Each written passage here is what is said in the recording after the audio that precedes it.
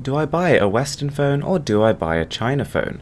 A question that is becoming more and more valid every single day. Let's find out in this video.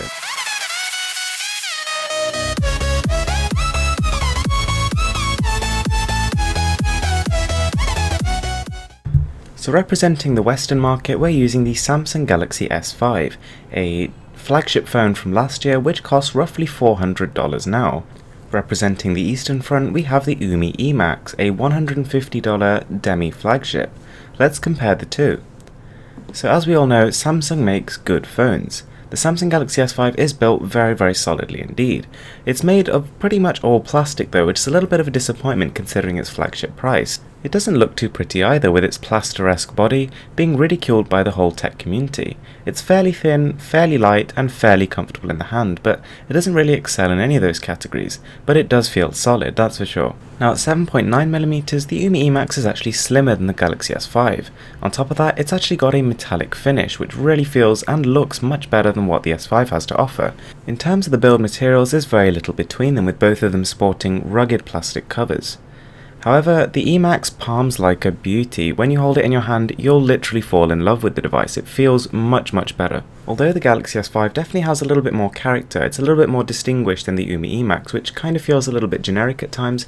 I definitely prefer the way the Emax looks, with the uniqueness of the S5 coming in a bad way. Even though both phones run Android, the experiences couldn't be more different. The large Western manufacturers like Samsung, HTC and LG pile their phones with generic software and bloatware in order to actually string people in and earn money from the app developers. Now although these skins are very heavy, they generally perform very well. The updates come consistently and you can be sure that they're gonna work. Companies like Umi, Qbot and Blueboo though take a totally different approach. Abandoning all skins, they present you with a stock Android experience which for the most part is actually very nice. And less money spent developing skins for your Android experience means you can get the phones for cheaper. But even though a lot of them actually come with Lollipop now, the chances of updates are rare, and once you have an Android Chinese phone, you're basically stuck with that operating system. And although sometimes it is a bit of a chore to operate the very densely skinned Western manufactured phones, there are benefits, basically in the form of innovation. These Western firms, they're very big, they spend a lot on R&D, and they come out with new technologies, things like fingerprint scanners, heart rate sensors, laser autofocus, dual cameras, U-focus. All this sort of stuff you're not going to get on Chinese phones, which tend to imitate. But the problem with most of these technologies is they're never really expanded on. You see them in one phone, and then they're gone in the next, and they never really reach mainstream adoption. Anyways, now let's check the speakers.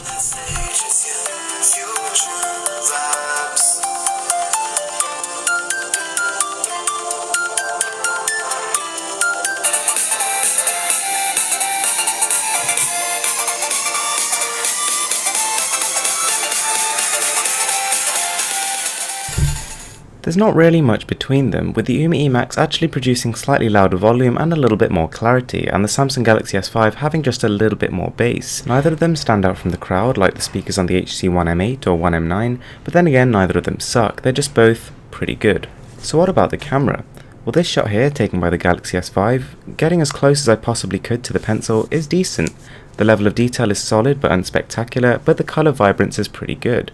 The Emax though managed to get about 3 times as close as the S5 and still stay in focus.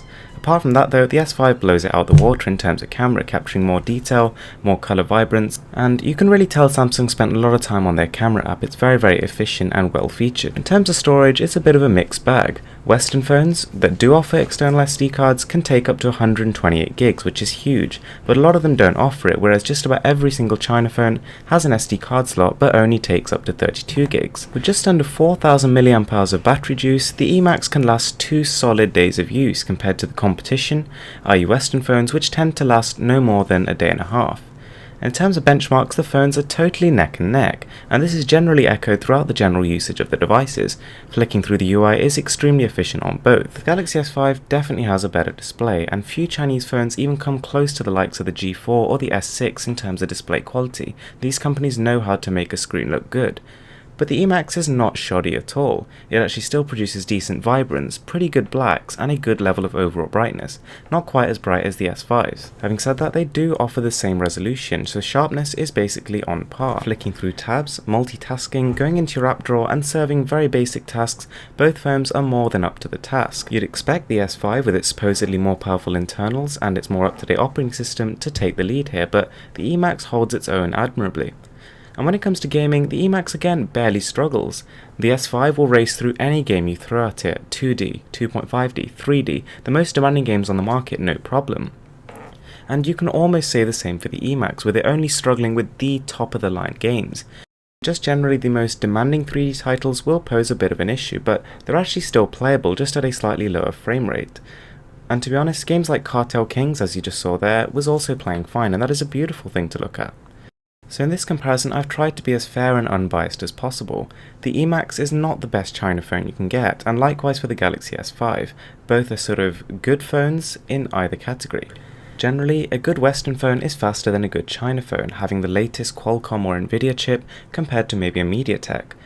Western firms spend a lot on their cameras, and you get very good software with lots of features and good image quality. You can be sure of consistent updates, and you're gonna get a screen with some good technology behind it. China phones generally have very little bloatware, so you do get a stock experience which is very efficient. But the real thing here is price. These phones are much cheaper than their equivalent Western counterparts. And yes, those phones might be faster, they might have a better camera or a better display, but China phones are seriously catching up, and the difference is nowhere near as much as you'd think it is. These phones used to be plagued with issues, from the Play Store not working to having poor connection on Western bands, but as these issues begin to be resolved and the phones get better and better, the true king and the future of smartphones becomes clear. Thanks for watching guys, and I hope you liked this video.